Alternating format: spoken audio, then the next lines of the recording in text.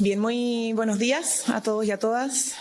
Quiero partir saludando, por cierto, el nombramiento del nuevo ministro de Justicia, Luis Cordero, quien llegará a cumplir prontamente funciones en la cartera de Justicia. Evidentemente, estará siendo subrogado en estos días por el subsecretario Gajardo, que más se dirige a la sede del Congreso Nacional en Valparaíso, acompañado por la ministra del Interior, Carolina Toá, para la presentación y defensa del candidato a fiscal nacional. Queremos obviamente también valorar la visita del presidente Gustavo Petro, que ya se encuentra en nuestro país. Para nosotros es muy relevante fortalecer los lazos latinoamericanos. El presidente lo ha dicho en reiteradas oportunidades, fortalecer y cuidar la democracia es tarea de todos y todas. Y por cierto que además queremos reiterar lo que ayer hacía saber el presidente de la República y la misma canciller, que es condenar los asaltos a la sede de los tres poderes del Estado en Brasil. Por cierto que nos asiste una profunda preocupación de lo sucedido.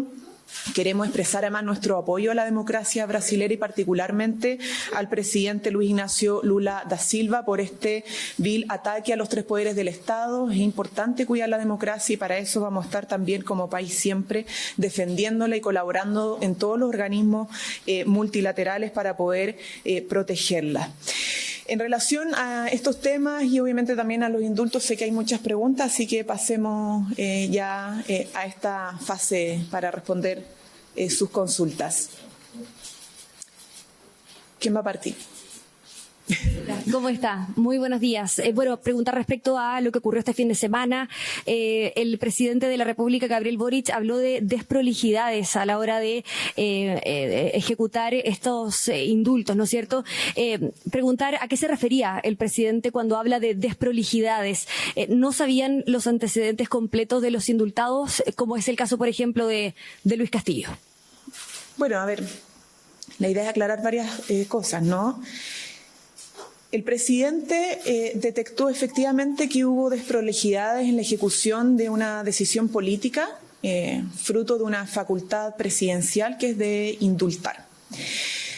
¿Por qué se produjo esta desprolijidad? Bueno, el presidente estableció dos criterios para aplicar los indultos. Uno, que es el que es conocido por todos y todas, ¿cierto?, que es poder indultar a personas que en el contexto del estallido social hubiesen cometido delitos y que fruto de ellos estuviesen condenados. Y esto es un compromiso que se señaló incluso antes de asumir el cargo.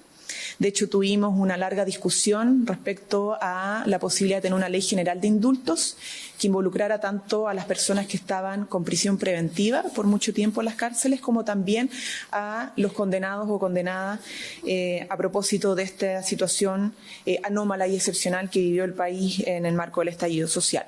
Ese fue el principal criterio.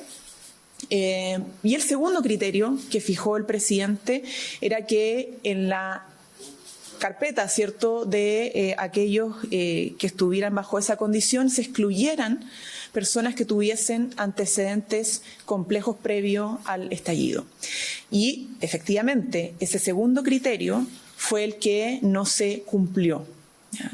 Fruto de una serie de desprolijidades de las cuales evidentemente se asumieron las responsabilidades políticas en el Ministerio de Justicia y también respecto a la jefatura de gabinete del propio presidente de la República, porque los filtros se aplican en primera instancia en el Ministerio de Justicia, que es la cartera a cargo de esta tarea, pero también en última instancia a propósito de que es una atribución presidencial en la jefatura de gabinete. Por eso el presidente toma la decisión, luego de detectar efectivamente esta desprolijidad.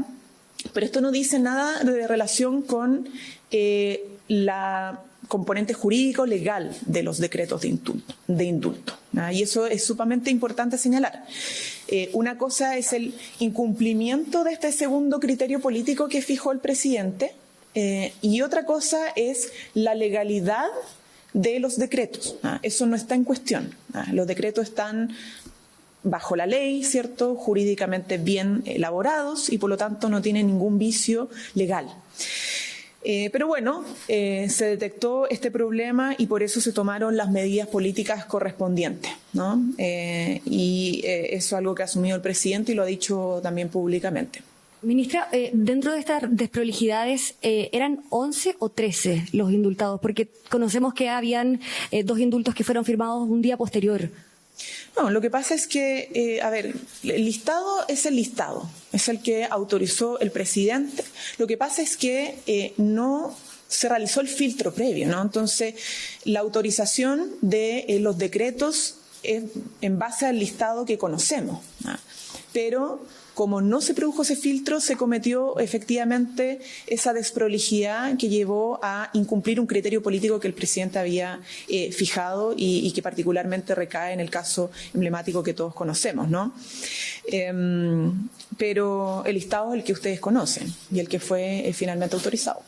Ministra, entonces entendemos de sus palabras que si el presidente hubiese tenido los antecedentes a la vista, no habría otorgado algunos de sus indultos, como por ejemplo en el caso de Luis Castillo, y además hay un debate sobre si es posible o no revocar los indultos. ¿Cuál es el análisis que ha hecho el gobierno respecto a eso? ¿Tienen apertura a aquello? Bueno, a ver, ahí vuelvo a reiterar, efectivamente se produjo un incumplimiento de un criterio que fijó el presidente, pero los indultos están bajo la ley y están jurídicamente bien establecidos, elaborados, ¿ya? Por lo tanto, además, a propósito de esta solicitud de miembros de la oposición de revocar, no es posible revocar los indultos presidenciales por una serie de criterios, ¿cierto?, que tienen que ver con el derecho que se crea en este acto administrativo, ¿cierto? Tiene que ver con el principio indubio pro reo, etcétera, etcétera, ¿no? Pero no viene al caso señalar eso. Lo importante es señalar y volver a insistir que no hay vicio jurídico, que los decretos son completamente legales y amparados en las atribuciones que tiene el presidente establecidas en la Constitución. Sí, pero más allá de que no hay vicios legales, ¿entendemos que si el presidente hubiese tenido estos antecedentes a la vista, no habría indultado a todas esas personas? A ver, efectivamente, si el presidente hubiera tenido todos los elementos a la vista, la situación hubiese sido distinta. Ministra, preguntarle por las razones de la salida de Matías Mesa, que venía también en el comunicado que se informó el viernes. ¿Cuáles son las responsabilidades que él tuvo efectivamente en esta nómina que después sufrió modificaciones? Y si ya se tiene definido quién va a reemplazar el cargo de Matías Mesa, hay voces en el socialismo democrático que han pedido tener mayor injerencia, al menos en el segundo piso. Si nos puede responder esas dos preguntas.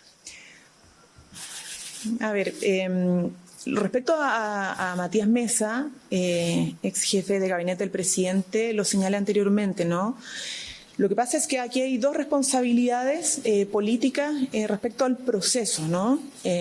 Y a las coordinaciones, el traspaso de información, etcétera. Recaía en primer lugar en la cartera correspondiente, el Ministerio de Justicia, cuya autoridad política es la ministra o exministra en este caso, y en última instancia la jefatura de gabinete, porque como se trata de un indulto presidencial, siempre el último filtro lo tiene el jefe de gabinete del presidente.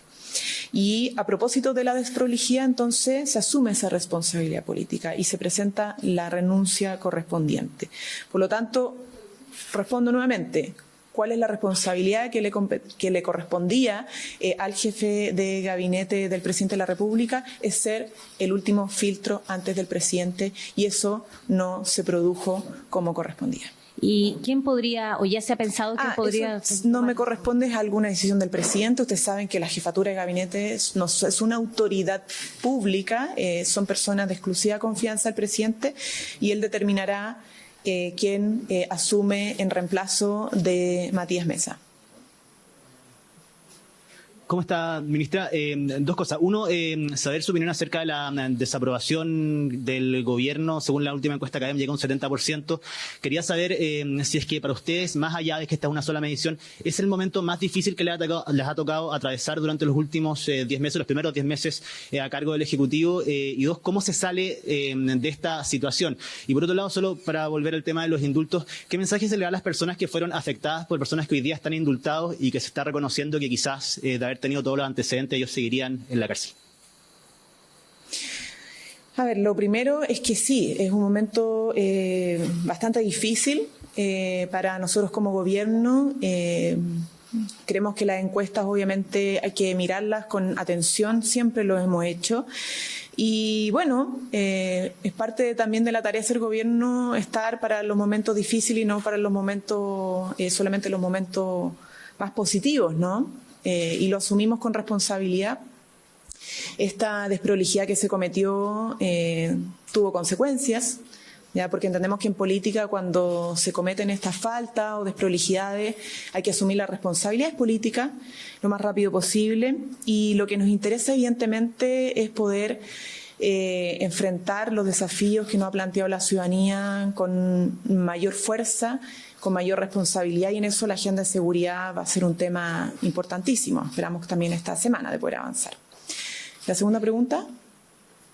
¿Qué mensaje se le puede entregar a las víctimas de las bueno, que fueron indultadas? Los indultos, yo quiero ser sumamente clara, todos los indultos que se han aplicado en nuestro país, sea de este gobierno en esta última instancia o del gobierno anterior o el anterior, son indultos que se aplican sobre la base de personas condenadas por delitos, que han cometido distintos tipos de delitos. Incluso el gobierno anterior, que indultó a más personas, fue sobre la base de personas que o habían cometido crímenes de lesa humanidad, o homicidio, o estaban condenados por narcotráfico, robo con violencia. Entonces, lo cierto es que todo indulto que implica una conmutación a más de la pena, no es que el Estado no esté supervigilando estos casos, porque están con firma mensual, con arraigo nacional, que se tiene que cumplir a menos que exista una autorización especial de gendarmería, entre otros criterios. Son personas que no se les libera de la condena, sino que se les conmuta la pena y cumplen la pena bajo otras características y siempre bajo la supervisión del Estado. Entonces, la verdad es que podríamos aplicarle el cuestionamiento a todos los indultos que se han hecho, ¿no? Porque siempre la naturaleza del indulto es que se conmuta la pena, es decir, no que se cumpla en cárcel, sino que en domicilio, con firma mensual y otras características a personas que han sido condenadas por delitos, ¿no? Entonces, cuestionar aquello, en particular en el caso de Castillo, es básicamente un cuestionamiento a cualquier tipo de indulto que ha sido aplicado bajo personas que han sido determinadas como delincuentes o que han tenido una condena por cometer delitos de distinta naturaleza. ¿Bien? ¿Puede confirmar si el IEPT sigue siendo el tratamiento provisorio también? No puedo señalar eso porque todo lo que tiene que ver con la jefatura de gabinete que asumiría por parte de determinación del presidente es algo que no me corresponde a mí señalar en estos momentos. Bien, muchas gracias. Que tengan buen día.